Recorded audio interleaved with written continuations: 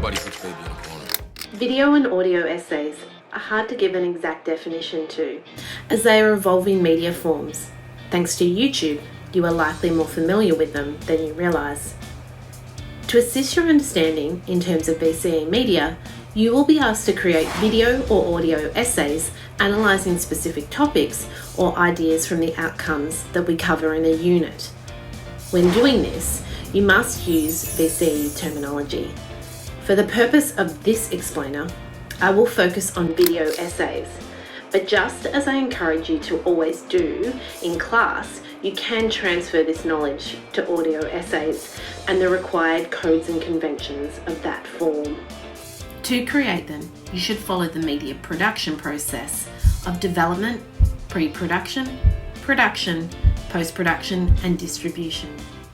The steps I will mention are not conclusive. You know the tasks required for each stage, and if you don't, you can discuss with peers or look up online. But I will help you get started now.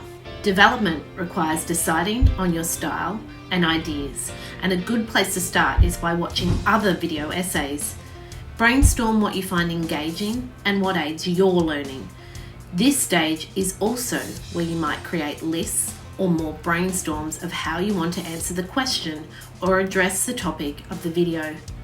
What is your intention? Who is your audience?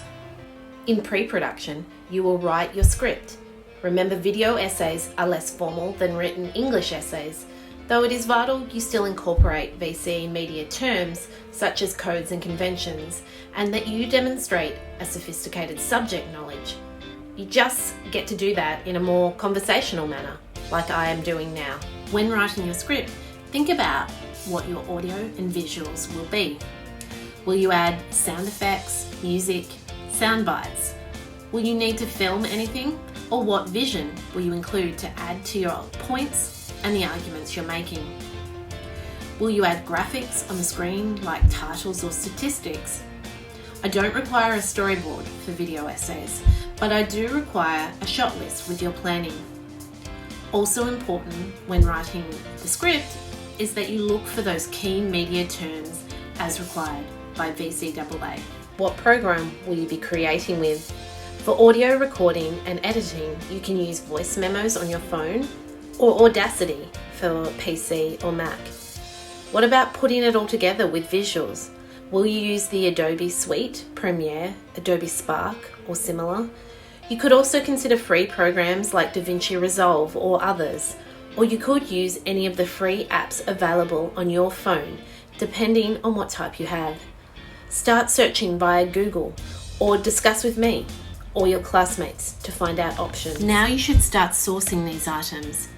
There are many ways to do this, but at the very least, you can film things with your phone. In production, well, that's easy. You now start to record audio, such as your voiceover and film, or source your visuals or to camera sections like this.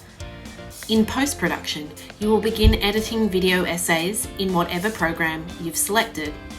You should create a draft, show select audience, and get feedback, then polish and refine. Also, it's important you view the criteria and task sheet again. Have you answered all the questions? Have you demonstrated your understanding of the task at hand? You may need to head back to production for reshoots or to re-record audio. And finally, the distribution refers to how you will submit your final product. Remember to export it out of your editing program.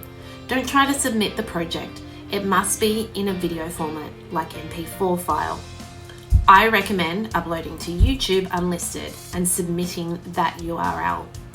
If you do this, you should also create a YouTube thumbnail, which is more production skills you can refine.